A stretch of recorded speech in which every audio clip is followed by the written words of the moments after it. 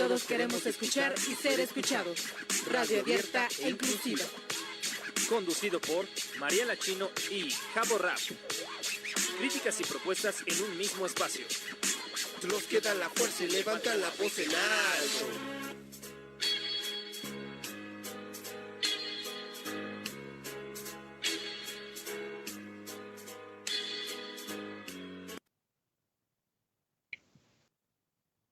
Caballeros, bienvenidos en este sábado 24, María. Ya se nos está yendo este año como agua entre las manos. Estamos el 24 de abril, ya tan rápido, qué rápido pasa el tiempo. Y pues sean bienvenidos a esta emisión más de Voz en Alto Radio, Controversia, los otros diálogos. Buenos días, María, ¿cómo estás? ¿Qué tal? Muy buenos días, saludo con mucho gusto, como siempre, a todos aquellos que nos escuchan y ven desde nuestras plataformas, desde Voz en Alto Radio, Controversias, los otros diálogos, y bueno, pues sí, ya estamos casi en mitad de año, o sea, te digo que se va justamente el año rapidísimo. Bueno, creo que para muchos no ha sido bueno, más bien, creo que para muchos ha sido muy largo, sobre todo porque, como tú sabes, estamos en una situación complicada a nivel mundial, así es que para muchos se ha detenido el tiempo. Ha sido un poco complejo, pues bueno, hemos sobrellevado muchas cosas, como lo hemos comentado en anteriores programas.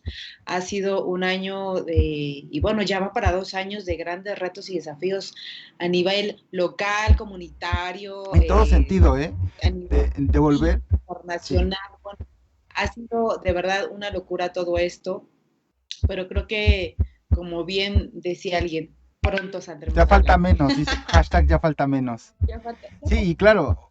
Yo cada 15 días escucho la conferencia de la jefa de gobierno, tratando de pensar que en algún momento este color rojo en un momento va a ser verde, no lo sé, la verdad es que esto es totalmente incierto.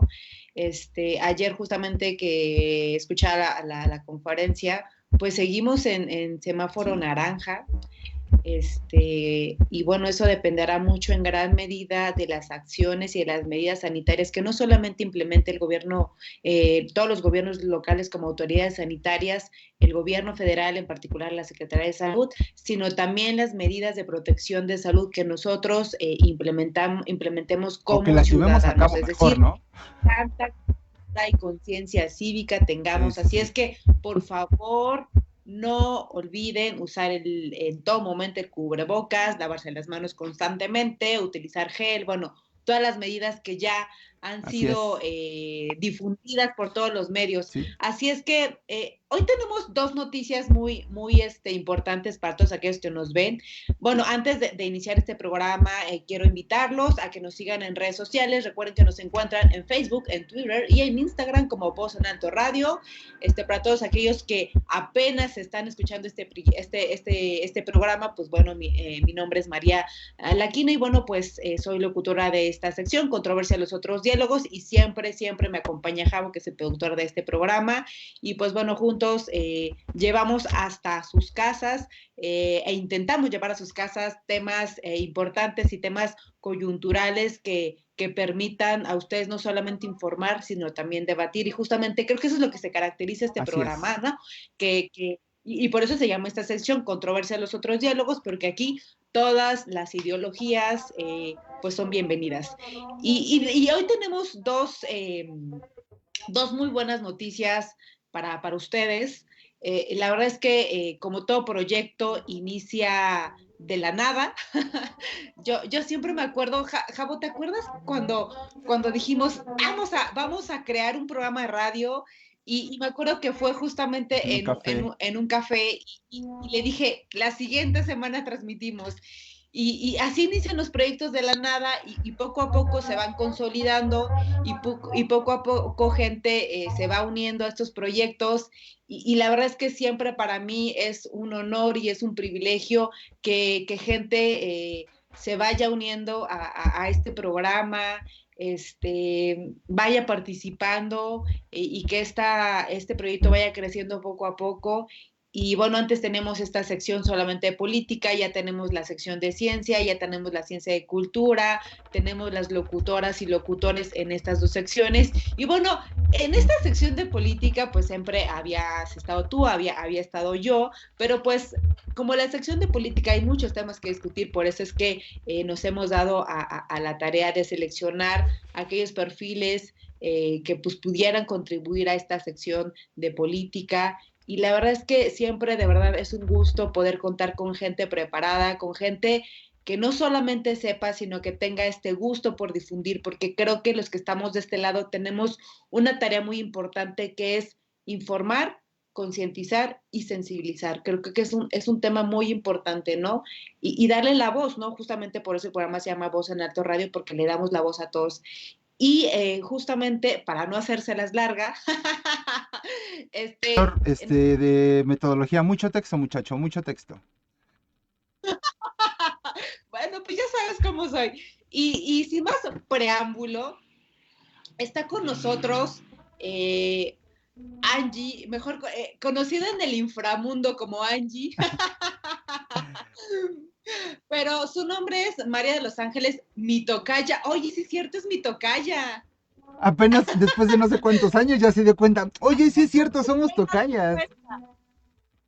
Tocaya. Le quiero dar la bienvenida a María de los Ángeles Palma López. Ella se incorpora a este programa, a esta sección como colocutora, me apoyará justamente a conducir estos programas. Y les quiero presentar a Angie. Ella es doctoranda en sociología por la Universidad Autónoma Metropolitana. Es maestra en sociología política por el Instituto de Investigaciones Dr. José María Luis Mora, y bueno, se ha desempeñado en múltiples proyectos que bueno, no me alcanzaría todo el programa para decírselos, pero se los voy a resumir. Ha trabajado en diversos proyectos, uno de ellos participó en la encuesta de expertos en política estatal en México de 2002 a 2012 en Flaxo. Formó parte de un equipo evaluador de consistencia de resultados, teniendo a cargo el programa de evaluación, la evaluación del programa, de ya después ella nos platicará más a fondo, U080, apoyos a centros y organizaciones de educación, Flaxo. Forma parte el movimiento y es coordinadora del programa de Jóvenes Construyendo el Futuro en la Red Mexicana de Estudios de los Movimientos Sociales, que yo tuve la oportunidad justamente de participar hace 2 años como ponente. Y bueno, actualmente se desempeña en el área en la Secretaría Académica de la Universidad Pedagógica. Bueno, les diría, híjole, su currículum. Pero, pues bueno, como ustedes podrán notar, es una compañera que los años, en estos temas, en estos menesteres, por así decirlo. Entonces, Angie, la verdad es que me da un gusto y nos da un gusto que formes parte ya de este programa Voz en Alto Radio. Te damos de verdad la más cordial bienvenida. De verdad espero que disfrutes estas charlas, estos debates. Y bueno, pues enhorabuena, muchas gracias por aceptar esta invitación y sumarte lo que ahora es pues este proyecto, tu proyecto. Muchas gracias, Mari, muchas gracias, Javo. Estoy muy feliz por participar en este tipo de espacios, de proyectos que me parecen sumamente importantes y necesarios, ¿no? No solamente ahora por las diferentes apartados de la vida política que se están dando, sino en general me parece que en la vida diaria tendrían que construirse más este tipo de espacios, ¿no? Porque como ya lo dijeron las feministas, lo personal es político, entonces todo aspecto de la vida social tiene que ver con una resonancia política y hay una interconexión, ¿no? Entonces me parece importante siempre estar reflexionando como estos dos ámbitos o enlaces, ¿no? Yo estoy muy feliz de participar y espero contribuir al fortalecimiento y aportar a la reflexión, ¿no? A la crítica también. Entonces, pues nada, muchas gracias por la invitación. No, pues al contrario, nosotros estamos muy agradecidos de que te sumes a este proyecto, una voz crítica, sin duda, una voz analítica, que sin duda aportará grandes reflexiones en el entorno social, político y económico de nuestro país y bueno, pues también a nivel mundial. Y hablando de a nivel mundial, hablando de estos procesos internacionales, ¿cómo no, señores? El día de hoy tenemos a alguien internacional, alguien que no es de nuestro país, pero que contribuye a grandes reflexiones en el entorno social, político y económico mexicano. Así es que, pues bueno, esta es una de las dos noticias que quería compartir con todos ustedes, con todos aquellos que nos ven en este momento. Les recordamos nuestras redes sociales, nos encuentran en Facebook, Twitter e Instagram como Voz en Alto Radio. Señores, esto es Controversia de los Otros Diálogos. Estamos transmitiendo en vivo hoy, 22 de abril. Sí, 22, ¿verdad? No, 24. María. 24. Te la estoy soplando, María. Es la pandemia, el efecto de perder la noción del tiempo. Es que está muy emocionada porque dice, el día de hoy vamos a hablar de su mero mole, que es la política y sobre todo las elecciones que vienen y todo lo que tiene que ver y entonces por eso, perdónenla a ustedes, por favor. Lo siento. Estamos transmitiendo en vivo, son las 10:18 a.m., y le quiero dar la bienvenida a este espacio. Le agradecemos mucho que haya aceptado esta invitación. Está con nosotros Manuel Cabanas Beija. Espero haber pronunciado bien su nombre y su apellido.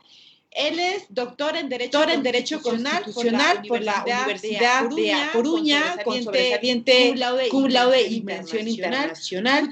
Su tesis fue galardonada, imagínense, con el premio extraordinario de doctorado en 2019 bajo la dirección del catedrático en Derecho Constitucional del Departamento de Derecho Público, el profesor doctor Javier Ruy Pérez Alamillo.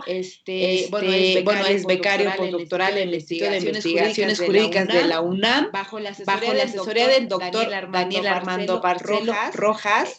Antes de seguir con su semblanza, Manuel es un compañero internacional, él es de España, pero pues actualmente estudiando aquí en nuestra extraordinaria Universidad Nacional Autónoma de México, donde afortunadamente yo puedo decir y me jacto de que soy egresada de la UNAM. Y bueno, es acreditado como ayudante de doctor para la calidad del sistema universitario de Galicia y fue profesor de la Facultad de Derecho y bueno, ha trabajado en muchísimas cosas, igual que Angie tiene, híjole, un gran currículum y bueno, justamente lo invitamos el día de hoy porque hablaremos sobre dos temas importantes.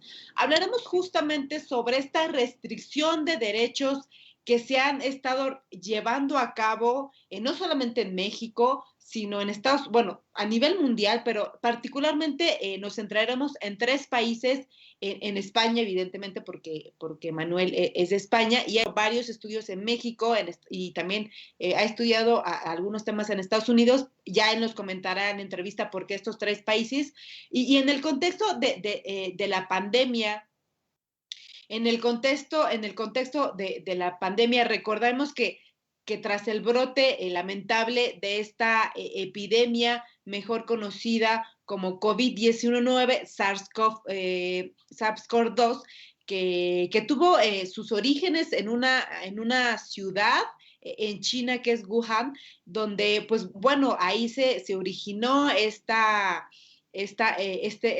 virus y bueno, a raíz de este brote, bueno, pues fue una propagación a niveles muy altos, a escalas muy altas en todos los países a nivel mundial y bueno, ha producido, se ha registrado un rápido ascenso de número de casos, de infecciones, pero sobre todo y lamentablemente de muertes. Ha habido una contención a raíz de las medidas sanitarias que han implementado algunos países. Recordemos, ya pasó justamente un año, Javo, ¿te acuerdas de esta declaración que llevó a cabo el director general de la Organización Mundial de la Salud, justamente un 30 de enero, donde él decía que o declaraba que estábamos frente a una emergencia, fíjense, una emergencia de salud pública a nivel internacional. Entonces, por eso es que nos parece importante analizar desde un nivel internacional cuáles han sido estas medidas que han implementado los gobiernos en cuanto a la protección de la salud, pero de forma paralela se han registrado también alguna restricción y suspensión de derechos fundamentales o de garantías individuales, y de esto es de lo que hablaremos con Manuel. Manuel, yo te agradezco que estés en ese espacio, muchas gracias por aceptar la invitación, y bueno, vamos a charlar sobre este tema, ¿cómo ves? No, muchísimas gracias, María, por la invitación. Un placer para mí estar aquí. Buenos días también a Angie, y buenos días a Javo, y buenos días a todos aquellos que nos estén viendo. También, si alguien está viendo a través del enlace que compartí por Facebook en España, pues buenas tardes en este caso. Y pues no, como antes se comentaba, creo muy acertado tratar este tipo de temas y que se lleven a cabo estos foros, como decía Angie, porque sobre todo creo conveniente de transmitir o concienciar, como antes bien decía María, ya no solo sobre la necesidad de llevar a cabo pues medidas sanitarias y todas las medidas necesarias que hay que tomar, sino que también hay que ser conscientes de digamos, todos el control que debemos ejercer los ciudadanos sobre los gobernantes en cuestiones como una emergencia sanitaria y cuando los derechos fundamentales quedan, digamos, en suspensión, en cuarentena, por así decirlo, durante un tiempo. Creo que es importante también transmitir este tipo de mensajes, y estos foros los creo muy acertados y me parecen iniciativas excelentes. Pues bueno, ¿les parece que vamos a un corte? Regresamos porque además la entrevista girará en dos acciones. La primera es que charlaremos con Manuel sobre justamente esta restricción de garantías individuales que han quedado en esta cuarentena. Pues no cuarentena, yo creo que ya, yo decía, bueno, pues ya pasaron 40 días y seguimos en aislamiento. Bueno, justamente hablaremos de esto, y déjenme decirles que también tengo en mis manos un libro que yo agradezco mucho a Manuel que me haya regalado, porque justamente estoy terminando de leerlo, y la verdad es que me parece temas muy importantes y temas actuales, se los voy a mostrar por acá. Y bueno, justamente la entrevista tornará en platicar sobre este programa que es Restricción de Derechos en 3 países, en Estados Unidos, México y España, y pues también la presentación de este libro, que hay un apartado que habla justamente sobre el Estado social ante las crisis económicas y sanitarias. Es que discutiremos también sobre este libro. Y bueno, pues nosotros regresamos, vamos a un corte, no se vayan, esto es Voz en Alto Radio, Controversias, los otros diálogos, y regresamos con Manuel para iniciar esta entrevista.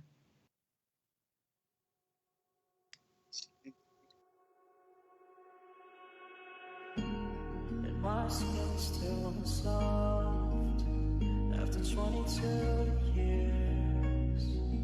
Carry me, carry me, carry me. I feel no shame when I sleep all day. Let me be, let me be, let me be. I don't expect you to expect anything of me.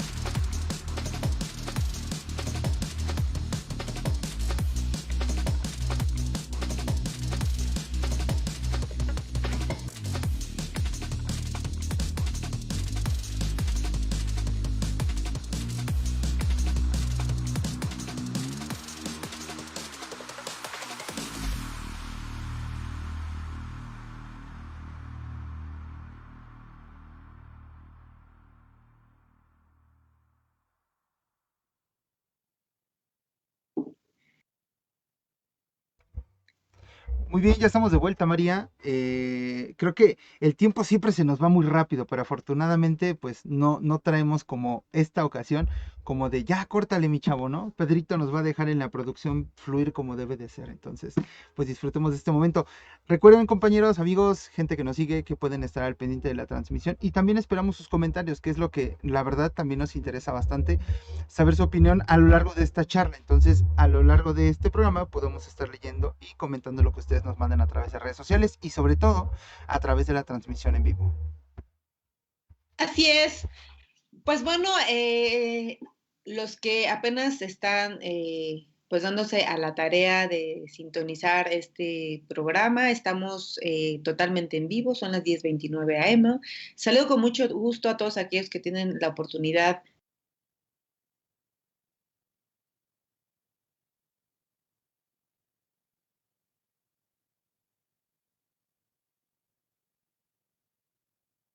Bueno, creo que María tiene por ahí una pequeña falla técnica. Vamos a esperar a que se restablezca. Mientras tanto, permítame un momento.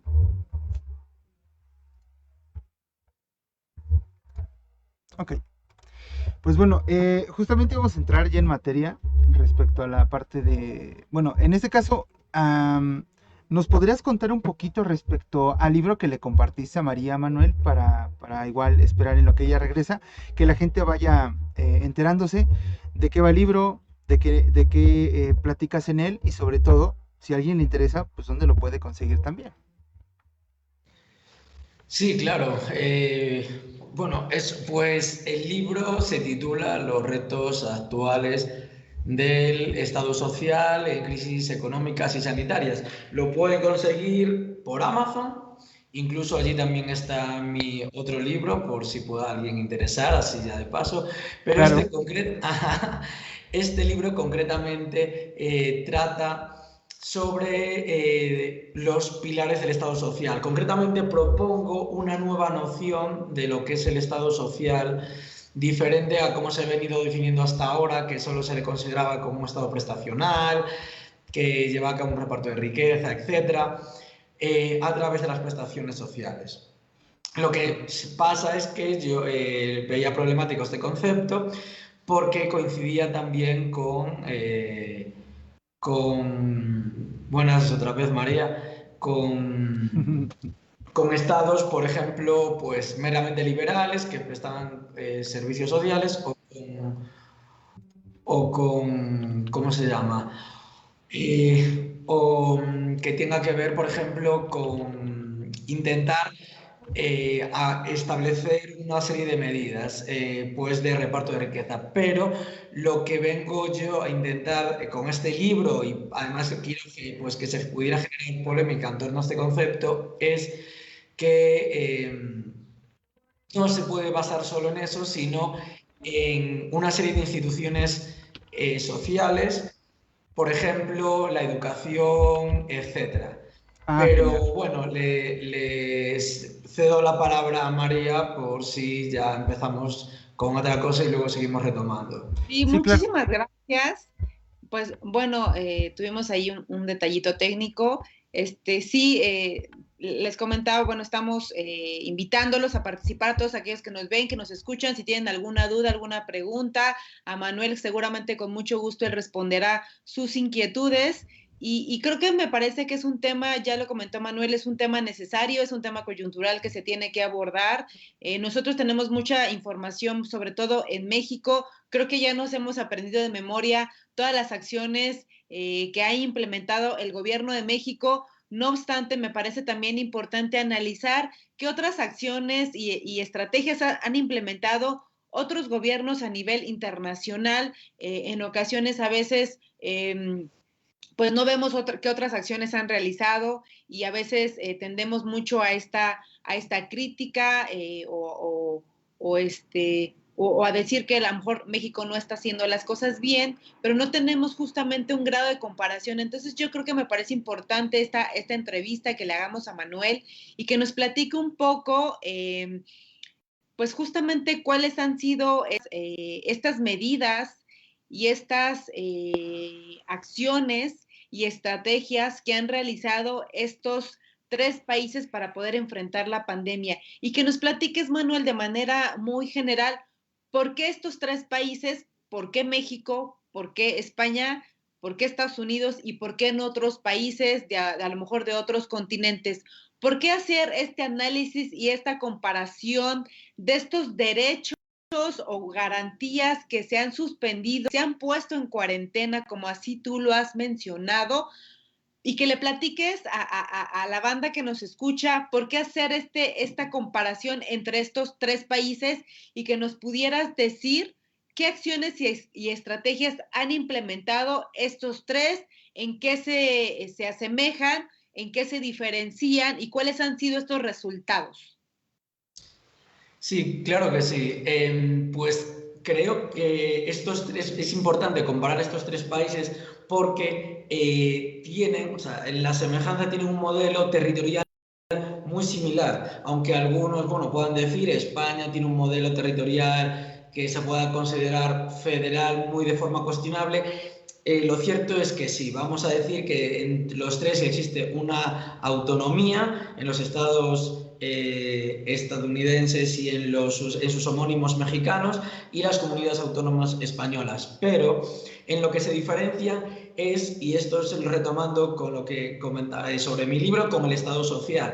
Vemos cómo, por ejemplo, España sí cuenta con un sistema social muy dado que, pues, no sé cómo estará ahora porque han llevado a cabo medidas de recortes que no sé cómo lo habrán dejado, pero han de ser uno de los mejores del mundo, en el sentido de que tiene una cobertura sanitaria universal a todo ciudadano, aunque no trabaje, pero que le cubre absolutamente de todo.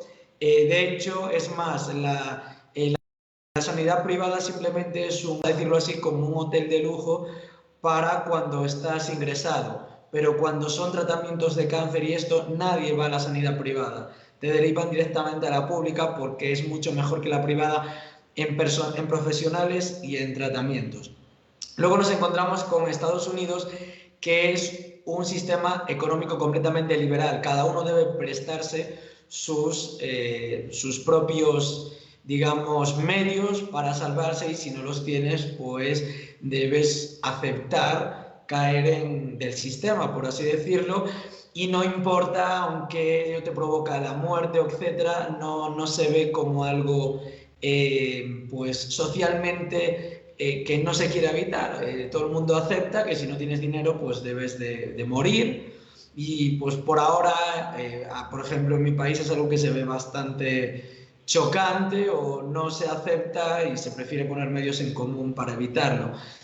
Y luego nos encontramos con México, el primer estado social de la historia, aunque a veces es cuestionable, pero sí, porque estableció sus primeros derechos sociales con una gran conciencia social de ese momento, que luego llevaron a cabo, o sea, a partir, ya no sé si podría decir exactamente qué época, me lo podría decir mejor un mexicano, pero una serie de recortes, de privatizaciones que fueron debilitando al Estado e impidiéndole cumplir su función prestacional. Y así, por eso creo conveniente establecer estos 2 países para analizar cómo se gestiona una pandemia y encontrarse a México en ese medio camino entre ambas. En cuanto a las medidas implementadas, han sido las mismas prácticamente en todos los países. Se ha, por ejemplo, limitado pues, la libertad de movimiento del mundo, la libertad de culto y la de educación al quedar pues no poder ir a clase, y sobre todo confinamientos. Pero la diferencia sobre todo radicó en cómo se adoptaron estas medidas en cada país, es decir, el respeto, la seriedad con la que se llevaron a cabo. Por ejemplo, Brasil limitó la actividad comercial, pero estableció como establecimientos esenciales, gimnasios y centros de belleza. Obviamente, la idea de Brasil no era salvar a la población, sino salvar determinados intereses de clase, por así decirlo. En cambio, España, lo que hizo fue establecer medidas coactivas. Estableció un confinamiento obligatorio con sanciones bastante elevadas. Me refiero, no se trataba de quédate en casa como recaudación, es que si no te quedabas en casa y te veían en casa, por la calle sin la cartera, sin ir a la compra, etcétera, la multa podía ser de 500 euros o más. No se afectó incluso psicológicamente a salud mental de mucha población, y aparte se hizo una propaganda militar buscando como una unión, una disciplina muy castrense, y eso al final produjo, por las circunstancias nacionalistas que hay en España, pues como mucha desobediencia por una parte de la población y oposición generalizada a las medidas. En cambio, Estados Unidos prefirió algo mucho más permisivo y que no limitase la libertad, primando los derechos individuales a los intereses generales. De hecho, y tampoco estableció, con lo que había en España y tampoco hubo en México, rastreadores. Estas son unas medidas muy cuestionables también desde el punto de vista de los derechos. En España, si alguien, se hacían PCRs gratuitas a quien presentaba ciertos síntomas de COVID. Si alguien daba síntomas entonces daba positivo, debía de comunicar a las autoridades con qué personas estuvo desde su contagio en adelante hasta ese día. Y esas personas eran llamadas para someterse a una PCR. Si no lo hacían, tenían su libertad de no hacer la PCR, pero se tenían que quedar obligatoriamente en casa durante, en principio eran 15 días, luego se redujo a 10. Si no lo hacían, eran sancionadas, y si provocaban contagios, incluso podían ser penalmente sancionadas, no solo administrativamente. Estados Unidos tampoco tenía estos rastreadores, al igual que en México. Y se hizo una propaganda en Estados Unidos como si no pasara nada, no existiera. Y se fomentó, o sea, la idea era, pues como es que no existía la pandemia, para fomentar la actividad económica. Esto produjo más desobediencia y unas rupturas de la cohesión social que dio lugar, pues como lo vimos en todos los acontecimientos últimos que parecerían de película. En cambio, México optó por adoptar medidas, no adoptó medidas restrictivas, sino solo recomendaciones. Un confinamiento voluntario, no como en España, podías dar un paseo aquí si querías. De tal manera, la gente, digamos, no se ahogó en eso.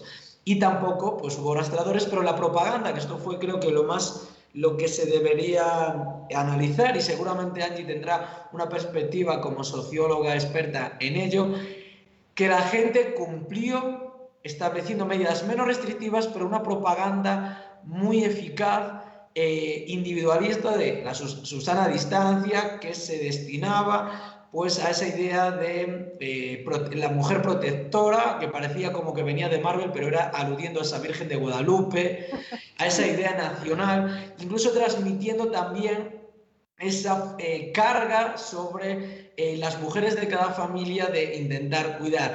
Lo que fuera, que no lo desconozco, pero fue efectivo. Y México demostró que era mucho mejor medidas no restrictivas, pero más educación.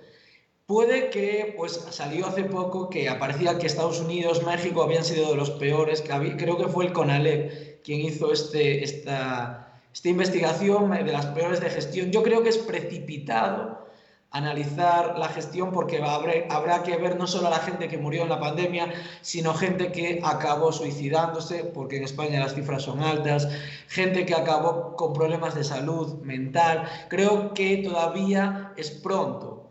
Contaría una anécdota después, si me dará cuenta, de la importancia de Sócrates, o algo que pasó, de la importancia de cumplir las medidas y no precipitarse a la hora de analizar cosas que requieren pausadamente y requieren de años para ser analizadas.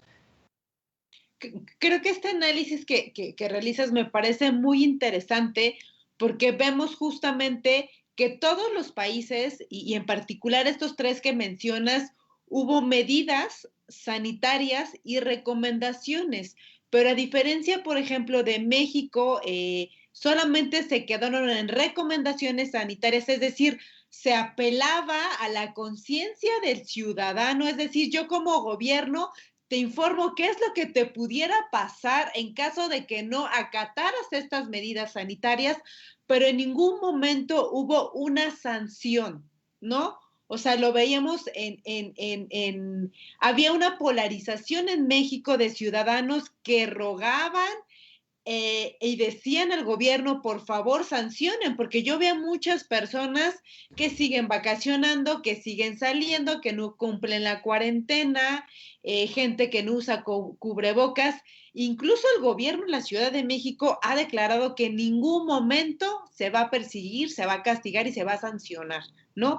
A diferencia de otros países que como es España, que tú bien así lo comentas, no o sea, fueron medidas sanitarias, pero fueron también medidas muy coercitivas, o sea, hubo sanciones totalmente elevadas y justamente, por otra parte, en este caso, por ejemplo, yo recuerdo que en el caso de México y en algunos locales comerciales, te sugerían a través de un código QR que tú lo ponías con tu celular y si tú en algún momento salías contagiado, te mandaban un mensaje, o mandaban un mensaje a las personas que también habían visitado ese lugar, pero en ningún momento te declaraban, o sea, vaya, te mandaban a citar y si no cumplías la cuarentena había sanción. En ningún momento pasó eso en México. Lo que ahora comentas que en España fue muy, muy fuerte y fue hasta incluso castigado penalmente. Por su parte, Estados Unidos, como así lo mencionas, me parece que algunas medidas sanitarias se implementaron, pero dando preferencia a ciertos intereses económicos. Es decir, no había una difusión en donde, o una difusión de estas medidas sanitarias, sino al contrario, se intentaba minimizar o se intentaba no dar tanta información porque había algo detrás, es decir, pues se intentaba fomentar la actividad económica, ¿no? Entonces, me parece muy interesante, además el análisis que tú haces de esta propaganda, a mí me daba mucha risa cuando yo tenía la oportunidad de platicar contigo en algunas charlas anteriores y me decías, vaya, o sea, aquí en México, pues prácticamente, sí, o sea, todo el mundo, vaya, no es que salga, pero tú me decías que había mucha gente y que en España en este momento, pues están totalmente confinados. Y creo que también es curioso entender esta propaganda, esta información que México dio a través de esta mujer que todo el mundo conoce, que es Susana Distancia, que justamente tú la describes como esta mujer sacada prácticamente de las películas de los héroes, de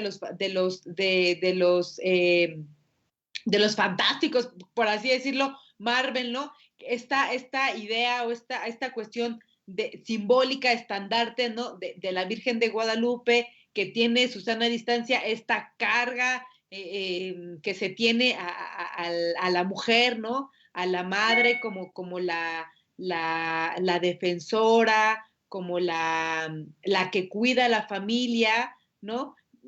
Y bueno, no solamente esto, sino bueno, otra serie de acciones y medidas que implementó el gobierno de México y pues que sigue implementando, ¿no? Y creo que como tú así lo comentas, México se ha dado más bien a la tarea de informar a través de darle y de dotarle a la ciudadanía información desde una parte más educacional. En este sentido, Manuel, ya que nos explicaste un poco por qué estos tres países y esta diferencia y qué mecanismos ha realizado estos países, sería importante analizar, y esta sería mi siguiente pregunta, ¿qué mecanismos o qué instrumentos jurídicos tienen estos tres países actualmente? Evidentemente, al haber un confinamiento, al haber cierto tipo de no libertades, se restringen derechos, ¿no? Tú ya lo comentabas que al momento de que se decreta una emergencia sanitaria por la Organización Mundial de la Salud, pues los niños, incluso nosotros dejamos de ir a la escuela, ¿no? Y eso tiene que ver con el derecho a la educación, ¿no? El derecho a la educación también garantizada, hay un derecho de libertad de culto que en este momento, pues, digo, México es un país pues muy religioso, pero también eso ha impedido un poco que la gente no vaya a misa o que la gente no asista a las iglesias, etcétera. Incluso la libertad comercial, ¿no? Ya no puedes, hay muchos negocios que no fueron esenciales y que tuvieron que cerrar. Vaya, hay ciertos derechos, ciertas garantías que se han estado suspendiendo pues por la pandemia, pero ¿qué mecanismos o qué instrumentos jurídicos hicieron o se tomó esta decisión o se fundamentó esta decisión para que se restringieran estas garantías individuales en estos 3 países, Manuel? Sí, bueno, primero de nada, con respecto a lo que comentabas, efectivamente, así de forma breve, que decir que por mi experiencia personal, México se tomaba más en serio. Se suele creer que el derecho, y ya entro con los mecanismos, es simplemente coactivo. El derecho solo funciona, digamos, con el látigo. Y no, el derecho es convencer. Y cuando México tiene medidas que son voluntarias, pero la gente las ejecuta con más fuerza vinculante que cuando obligas a la población, pero la población no lo cumple, ni siquiera la policía se lo toma tan en serio, consigues, entonces podríamos decir que el derecho es más eficaz en México, por ejemplo, que en España. He visto a la gente mantener la distancia, obligar a echar gel, etcétera, cosas que en Estados Unidos y en España lo de echar gel no existe. De hecho, recuerdo un momento que había pasado durante la cuarentena por Estados Unidos y una señora se quedó sorprendida porque un amigo mío llevaba una careta y la señora dijo: oh, ¿dónde consiguió esa careta? Y yo pensé, wow, o sea, tiene un desarrollo nuclear armamentístico increíble, pero no tienen caretas para sus ancianos. Wow, o sea, qué limitación en cuanto a su desarrollo. Pues es como el desarrollo muy tecnológico, pero muy poco humano. Con los mecanismos nos encontramos con que, y esto es algo que me sorprendió investigar, México fue pionero en establecer un procedimiento para llevar epidemias.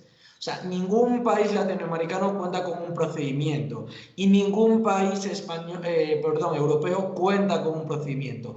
España cuenta con uno y México cuenta también con otro. El estado de alarma español, que es el que sirve para regular epidemias en España, no copió desgraciadamente al mexicano, porque si lo hubiera copiado hubiera sacado cosas que creo que debe implementar y simplemente lo gestionó de una forma muy laxa. Hay que tener en cuenta que la ley que voy a comentar ahora, que es la ley de estados de alarma, excepción y sitio, se hizo en España con la idea de que no se aplicase nunca. Es una ley que le daba muchísimo miedo porque recordaba al antiguo franquismo, daba al gobernante una excusa para volver a establecer una dictadura, con lo cual las medidas que se tomaron fueron como para ser casi ineficaces y ese fue el problema. Así nos encontramos, a modo comparativo, España-México, luego Estados Unidos, diré por qué me distancio algo más en esto, cuentan con ese mecanismo. España cuenta con lo que es el estado de alarma. Se parece mucho al mexicano porque lo declara el gobierno de forma unilateral y digamos que el Congreso, porque tampoco interviene el Senado en España, se pronuncia solo en la prórroga. Y solo, pues sobre ahí sí las medidas y todo, pero solo en la prórroga. El gobierno durante 15 días tiene un plazo de 15 días y en esos 15 días el gobierno puede tomar esas medidas que considera adecuadas y luego se le fiscaliza. Con el estado de alarma, además, está sometido al Tribunal Constitucional en cuanto a las medidas de declaración, la propia declaración. Luego diré por qué este matiz. Y puede restringir se declara en uno de los supuestos es para calamidades, es decir, pues una catástrofe natural, un terremoto, etcétera, epidemias, parece por eso es más adecuado para estas pandemias, pero también situaciones de desabastecimiento de bienes de primera necesidad. Si hubiera hambruna, por ejemplo, o que se paralicen los servicios públicos. Esto es un supuesto no supuesto, porque con lo cual quédense con que no es un supuesto, porque solo se aplica si se aplica otro supuesto más. O sea, no existe. Fue un debate y al final llegaron a ese acuerdo, pero es un supuesto que no tiene relevancia. Y luego se hizo como para problemas con huelgas. por eso fue muy controvertidos. Como en ese momento digamos, acabando, se cayó en breve el muro de Berlín, entonces en ese momento había mucho miedo con el movimiento obrero y pues para evitar que hubiera una huelga revolucionaria, por así decirlo. Y también lo que sucede es que si la paralización de esos servicios produce una alteración del orden público, entonces ya es necesario pasar al estado de excepción. Es interesante porque es una matización importante que creo que debería desarrollarse en la ley mexicana, que obliga a hacer el artículo 29 en la reforma del 2011. Entonces, con el estado de alarma, además... México, artículo 29. Ajá, el artículo 29 es la suspensión de garantías, que luego citaré brevemente en comparación con el estado de excepción español, porque algunas personas, tanto en España como en México, planteó que era necesario llevar a cabo esto. De hecho, el mexicano se declara por primera vez en 2019, pero en 2009, perdón, con la epidemia de influencia N1H1. Con respecto al estado de alarma, permite solo restringir derechos, pero lo que no permite es suspenderlos. Puede restringir la libertad de circulación, también puede, digamos, nacionalizar, por así decirlo, bienes y medios de producción. Esto lo creo muy interesante, por ejemplo, para México, porque cuando aquí se produjo pues, el oxígeno, empezó como a elevarse y se especuló con el oxígeno, se podría tener una medida para nacionalizar el oxígeno por parte del gobierno y llevar a cabo pues, una distribución de forma equitativa. Por ejemplo, en España tenemos este mecanismo, pero se usó una vez, pero otra vez no. Se usó para las mascarillas, pero no se usó, por ejemplo, cuando ahora en invierno subió el precio de la electricidad. El gobierno podría haber regulado los precios de mercado y a través del estado de alarma, y no lo hizo, a pesar de que era un gobierno que siempre dijo acabar con el gobierno de las eléctricas, acabar con ello, etc. Decía que la ley se lo impedía, pero es que tenían un estado de alarma declarado y podían hacerlo. En cambio, nos encontramos con que en el mexicano la acción extraordinaria en materia de salubridad del artículo 73, fracción 16, establece este mecanismo, pero tiene una peculiaridad. Aunque, al igual que en España lo declara el gobierno de forma unilateral, el Congreso no dice nada y no tiene un plazo limitado. Se acaba cuando el gobierno decide que acaba. No está sometido a la Suprema Corte ni en la declaración ni en los decretos, porque los decretos no se consideran ley. En España tampoco se consideraban, pero el Tribunal Constitucional decidió finalmente que debían de considerarse ley. No tiene límites a la hora de restringir derechos. No tiene tampoco límites a la hora de arrogarse facultades. Y lo que sucede además es que, ¿cómo se llama? Puede llevar a cabo, y no tiene y no está sometido a ningún control, ni político ni judicial. Los únicos, los ordinarios. Problemático porque si en un futuro decide un presidente restringir derechos, o sea, suspender derechos, pero diciendo, no, solo los estoy restringiendo, por ejemplo, en España, cuando nos confinaron, dijeron, es una restricción de derechos. Era mentira, obviamente era una suspensión, pero considero que era mucho más adecuado esa medida. Y luego lo que lleva a cabo México a través de esto puede llevar a cabo cualquier medida. Por eso se planteaba, ¿sería mejor suspender derechos? Realmente el artículo 29 permite suspensión de garantías y se establece para invasiones, para perturbaciones de la paz, pero hay un cajón desastre que algunos autores consideraban peligroso, que era, y todas las medidas que se consideran adecuadas o algo así, pero que podría ser útil para este tipo de casos. Ahí sí nos encontramos con que el presidente, el presidente contando antes con su Consejo de Ministros, ahora ya no, lo declara, el Congreso tiene que autorizarlo y el Congreso, siendo un país presidencialista, puede quitarle, puede quitarle el, ¿cómo se llama? El poder en cualquier momento sin que el presidente pueda llevar a cabo ningún veto ni nada. En cambio, en España no sucede lo mismo. Es curioso porque siendo México un país presidencialista y España no parlamentarista, cuando hay una situación de excepción sí le puede retirar ese poder. Está sometido los decretos de ejecución, o sea, los que derivan de la declaración, a la Suprema Corte. Los de declaración no. Y además cuenta con amplios controles de secretario, etc. Con lo cual, aquí sí tiene este tipo, o sea, se encuentra mucho más controlado que el de gestión de epidemias. Y además cuenta con una serie de derechos que son insuspendibles. Y esto, y ahora seré breve, considero que es muy perjudicial. Porque, por ejemplo, en España, si para suspender garantías por alteración del orden público se decía que hubiera sido más adecuado un estado de excepción, pero el estado de excepción solo es para que alteraciones de orden público, no para gestionar una epidemia. Y digo que, por ejemplo, se impide en México restringir algunos derechos como, por ejemplo, ¿cómo se llama? Pues el derecho a la vida, el derecho a la libertad de conciencia, de expresión, derecho como el recurso de amparo, al derecho al debido proceso. Y digo, por ejemplo, pues como lo comentaba pues el otro día, cómo se puede, por ejemplo, ganar una guerra pues sin suspender el derecho a la vida o la integridad física de los otros. O como, por ejemplo, si hay una alteración de orden público, pues por ejemplo el signo este de los Juegos del Hambre y de repente eso se convirtiera en algo para levantarse contra el Estado, cómo paralizar eso sin que la gente, digamos, no se vulnerasen los derechos políticos.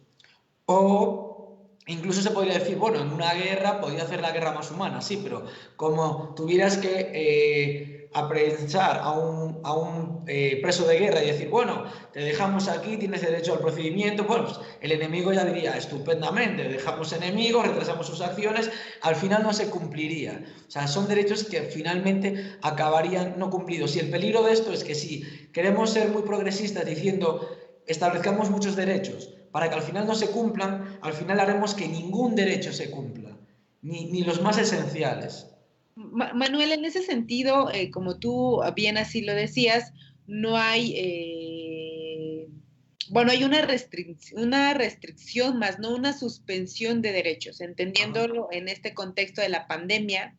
Y así tú lo describías, ¿no? Se piden algunos derechos o se han impedido algunos derechos en México, como el derecho a la vida, el derecho a la expresión, bueno, al debido proceso, etcétera. ¿Qué está pasando, por ejemplo, en México respecto a este derecho político electoral?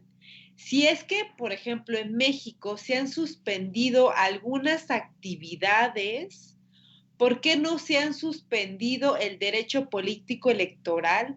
O desde tu análisis, ¿cómo es que se podría suspender o por qué no se suspendió este derecho político electoral?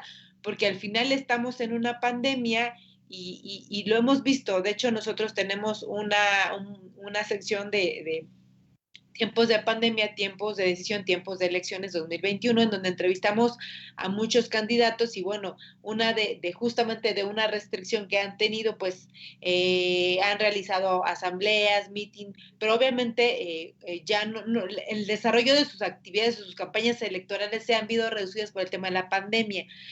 En España se han suspendido o en estos procesos electorales se han suspendido, ¿a través de qué mecanismo, instrumento se han suspendido? ¿Y tú cómo ves la situación aquí en México? Pues sí, en España se suspenden porque es obligatorio por la propia Constitución.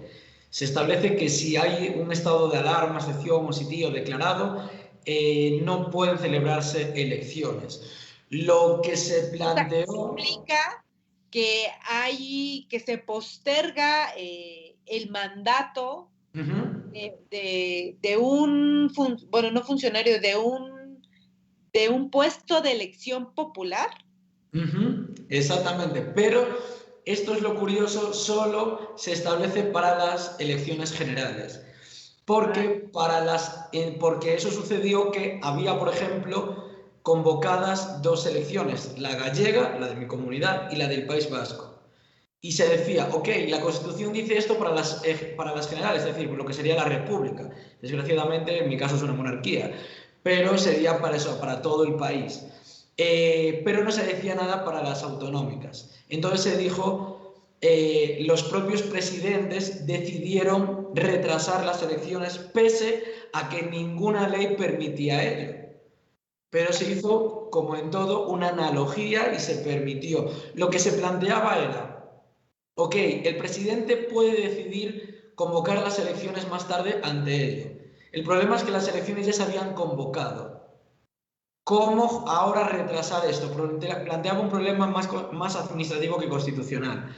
Algunos autores consideraban que sí, otros autores consideraban que no, pero lo que está claro es que en México, sí, ni de broma, se podría llevar a cabo, bueno, en mi opinión, también siguiendo pues la opinión de mi asesor, ¿no?, Barceló, que consideraba que no se pueden suspender porque el propio ya artículo 29 impide suspender los derechos políticos y con lo cual se tendrían que llevar a cabo las elecciones.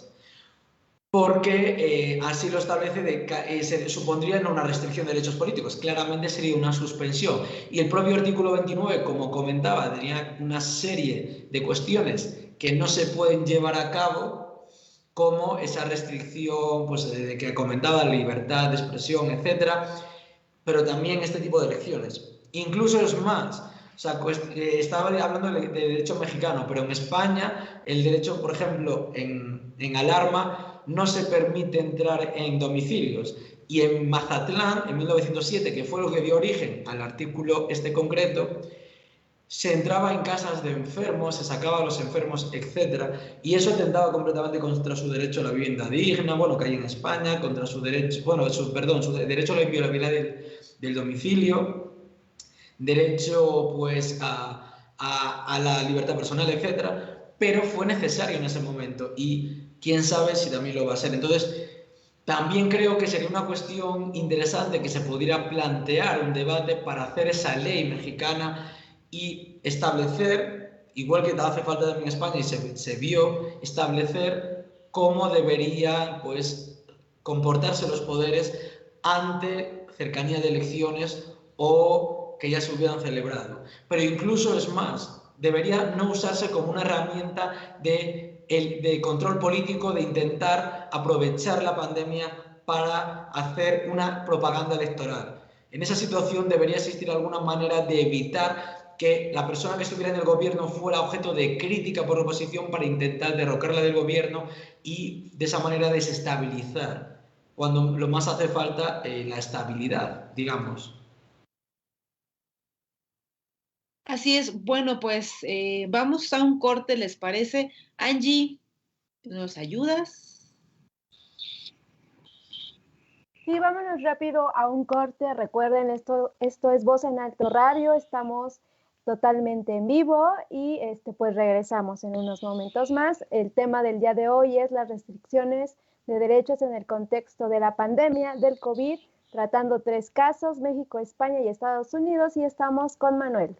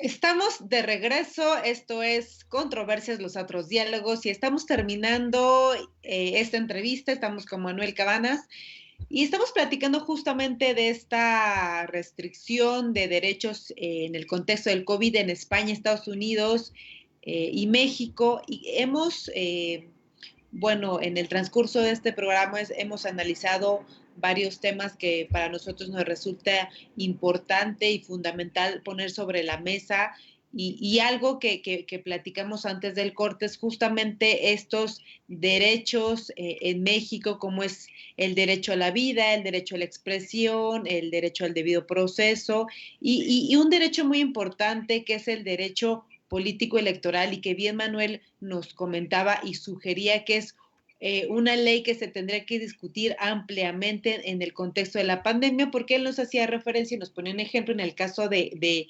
España, que hubo una restricción de derechos político-electorales y en ciertas esferas es que se pudo llevar a cabo estas elecciones.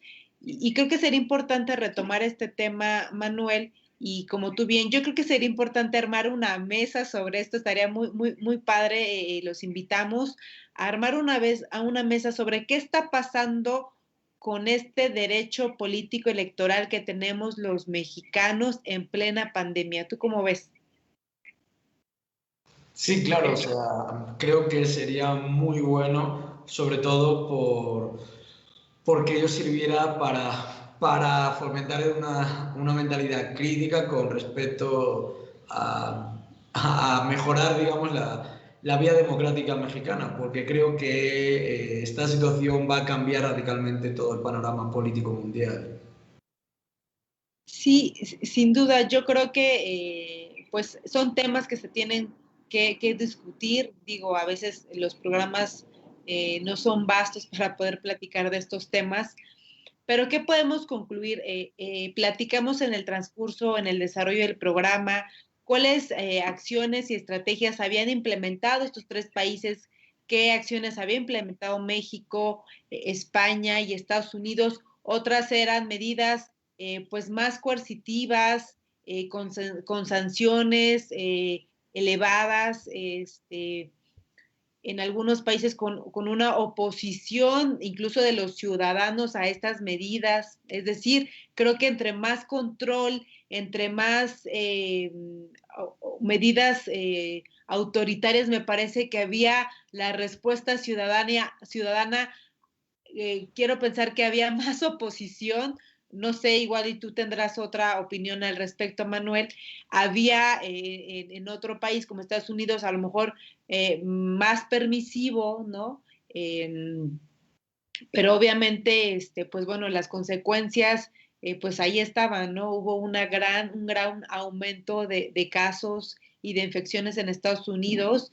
En otros países, pues había, como en el caso de México, había como más respeto y seriedad a estas medidas sanitarias y es muy importante hacer esta diferencia entre Estados Unidos y España, en donde había más restricciones sanitarias, medidas más autoritarias y en el caso de México como que apelaba más a esta conciencia ciudadana, ¿no? Es decir, habían estas recomendaciones del gobierno. Y bueno, platicamos de manera muy general, pues que en algunos casos no es que hubiese una suspensión, sino que había una restricción de algunos derechos fundamentales, etcétera. Ya tú bien así lo mencionabas, ¿cuáles eran estos instrumentos jurídicos que implementaban estos tres gobiernos, pues para regular las pandemias, ¿no? En el caso de España, pues esta ley de estados de alarma, estados de excepción, ¿no? Que regulaba de alguna manera las epidemias, el desabastecimiento de alimentos de primera necesidad. En el caso de México, tú hacías referencia justamente a estos dos artículos, que igual nos dijiste que ahorita nos harías el favor de leer. Y bueno, creo que es una discusión totalmente necesaria e importante. ¿Y qué concluimos con esto, Manuel? Pues yo creo que lo que se puede concluir es que se logra muchísimo más cuando se quiere gestionar una pandemia, intentar lograr el convencimiento más que el sometimiento. Es verdad que, a ver, obviamente si México conté como muy a grandes rasgos que llevó a cabo medidas pues permisivas, no era todo restricción. Claro que hubo alguna que sí era restrictiva, como por ejemplo pues la forma de enterrar a los muertos. Eso chocaba con el derecho de culto, por ejemplo, de comunidades indígenas que se oponían a que fueran incinerados. Ajá. O por ejemplo, sí, pues... Esto fue algo como muy complicado de poder asimilar, ¿no? O sea, muchos de familiares, ¿no? Teníamos esta cultura de enterrar a nuestros muertos, hacer una ceremonia, porque hasta incluso no pudiste, incluso en los hospitales, jamás, yo tengo amigos y conocidos que no permitieron despedirse, o sea, era no solamente una incomunicación total en los hospitales, sino al final, pues prácticamente te entregaban así el cuerpo ya incinerado, o sea, fue muy difícil procesar este tipo de cosas. Sí, exactamente. Y además, porque lo que implicaba era eso, es decir, de alguna manera, pues ese derecho, o sea, que tenían se veía mermado, pero también sucedió cuando hablaba, pues, creo que había sido otra gripe de viruela, o sea, otra epidemia de viruela y la gripe de Mazatlán, que fue tan relevante, la epidemia de peste negra, que también ni siquiera la iglesia de ese momento permitía la incineración, pero era obligado, o sea, incinerarlos porque la peste negra sí que se propaga muy fuerte a través de los cadáveres. Y de hecho el propio Vaticano, que vivió muchas pestes negras derivados de todo el comercio que tenían en Italia, etcétera, dijo, no, por favor, tomad esa medida que está aceptada, no pasa absolutamente nada. Pero en general se puede decir que todos estos pues mecanismos siempre se hacen mucho mejor a través del consenso, incluso políticos. Creo que comentaba el otro día que, por ejemplo, Portugal en general había sido ejemplar porque la propia oposición política al gobierno le brindó su apoyo durante la pandemia y le dijo, por favor, cuenta con nuestro apoyo, te deseamos suerte, con todos los profesionales que quiera contar, usted tiene todo, están a su disposición, etc. Y Portugal funcionó increíble, las medidas se llevaron a cabo de forma muy respetuosa, sin necesidad de establecer una coacción tan fuerte. Eso creo que es esencial cuando se intentan, o sea, obvio no se puede basar, sobre todo yo que soy pues jurista y todos son a través de normas y no es como portémonos bien todos y seamos buenos y ángeles, sino que tiene que haber también, precisamente las normas se hacen para que nos comportemos, pero digamos que las normas no son, digamos, el maná último y sí que hay que hacer normas para buscar más el consenso que imponer mayorías o diálogos. De hecho, decía, cuando tenía ayer una conferencia y se me decía, Mucha gente quería en México medidas restrictivas. ¿No sería mejor traer las medidas restrictivas? Y yo, pues ahora ya no. Porque como decía, por ejemplo, Montesquieu, donde hay buenos principios no hacen falta las normas. Así es. Oye, Manuel, nos dio de verdad muchísimo gusto que estuvieras aquí en este programa y finalizamos. Me gustaría que aprovecharas estos pocos minutos que nos quedan para hacer la presentación de este libro que tengo en mis manos, que estoy leyendo, y la verdad es que hay grandes datos, información. Y a ver, platícanos de qué consiste este libro. Es Los retos actuales del Estado social ante las crisis económicas sanitarias. ¿De qué trata de manera muy rápida el contenido? ¿Qué nos vamos a encontrar aquí? ¿Qué información nueva nos vamos a encontrar aquí? ¿Y en dónde podemos conseguir este libro? Claro que sí. El libro se puede conseguir a través de Amazon, igual que, como comentaba antes, también mi otro libro, o incluso a través de la propia editorial. En él intento abordar, así de forma breve, que el Estado social no solo son prestaciones sociales, sino que es algo más, porque esto no permite diferenciar de prestaciones sociales hacia el Estado fascista o incluso estados liberales como Estados Unidos.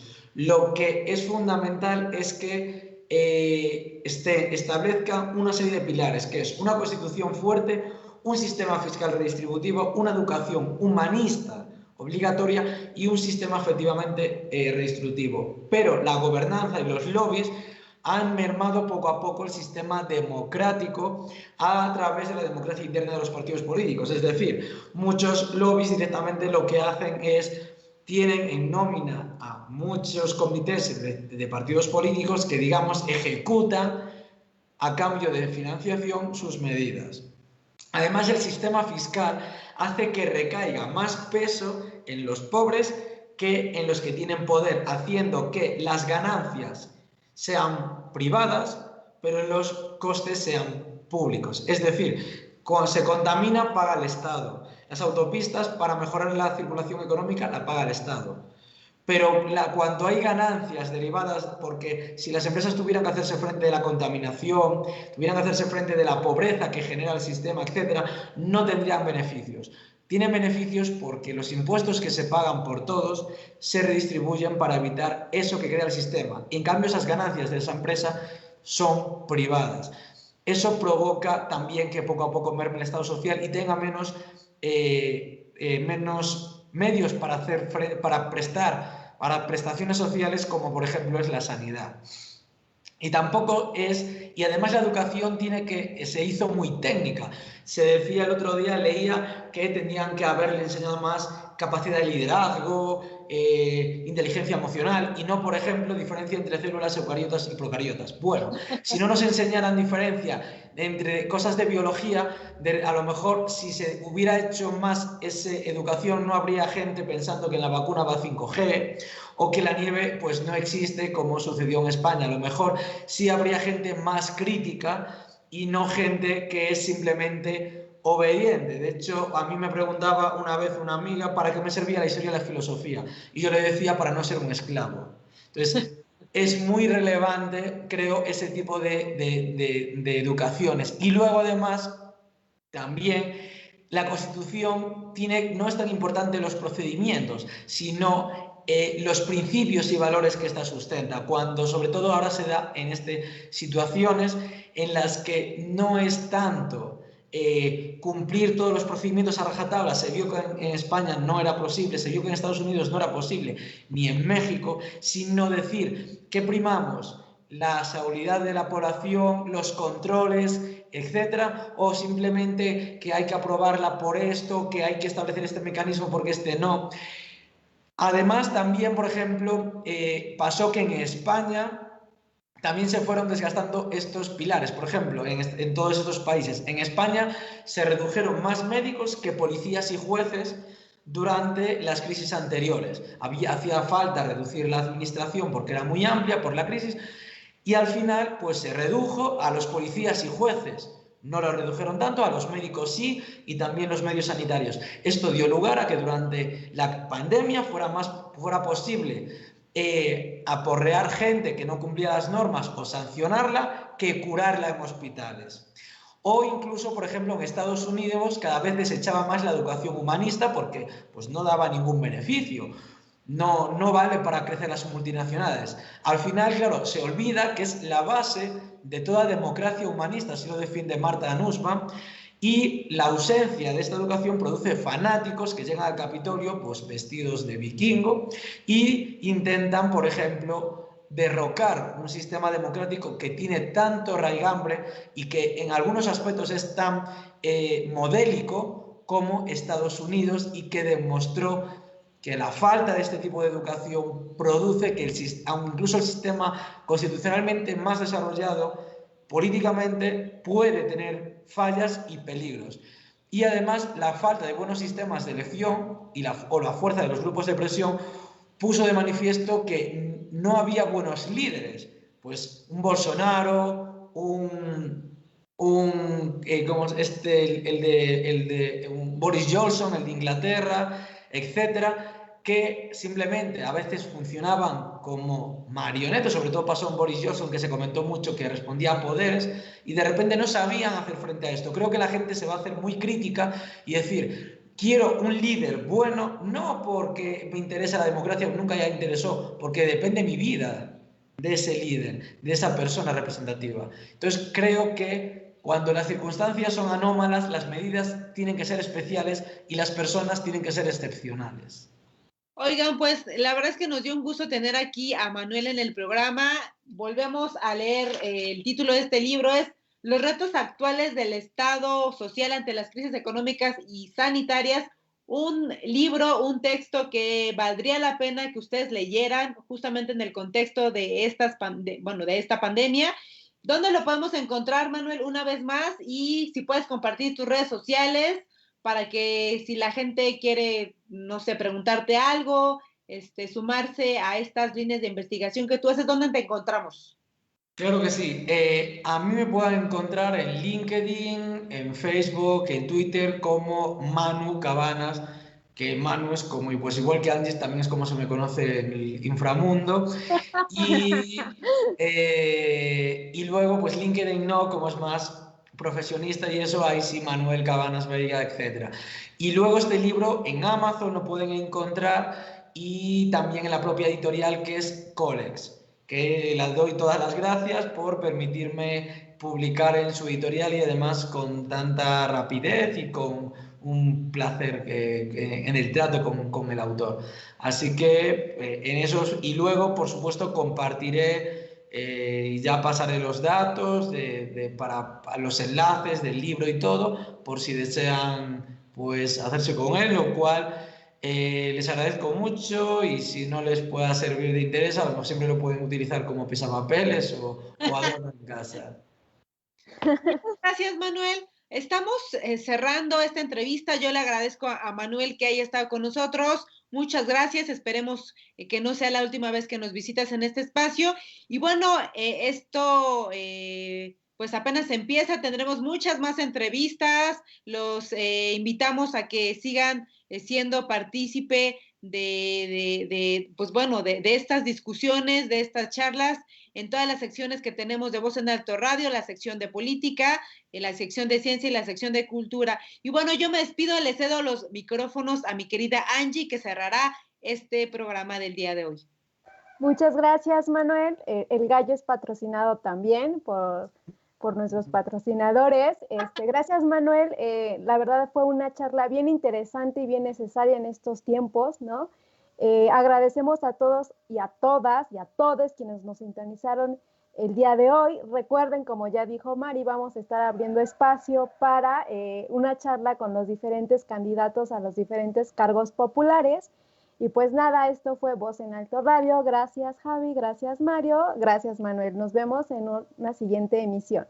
Así es, nos vemos en la siguiente ocasión. Muchas gracias a los que nos estuvieron escuchando y como ya lo dijo Angie, pues esperen las próximas entrevistas. Gracias, Manuel. La verdad es que es un tema un poquito denso a veces, pero de verdad es bien interesante y ojalá que haya oportunidad de que en otra ocasión pues igual podamos darle continuidad a esto porque creo que será muy enriquecedor para toda nuestra audiencia el conocer un poco más acerca de estos temas que no se hablan, pero vaya que son importantes y creo que entre quizá el error o el acierto es que muchas veces se comparan gobiernos, se comparan países. Pues creo que este tipo de comparaciones deberían de ampliarse en ese sentido y también conocer qué es lo que se hace bien y qué es lo que se hace mal y aprender tal vez de lo que muchos pues igual y ni siquiera tienen conocimiento al respecto, ¿no? Entonces nuevamente muchas gracias María, Angie, que tengan muy buena tarde. Nos vemos en la siguiente emisión de Controversias, los otros diálogos. Hasta luego.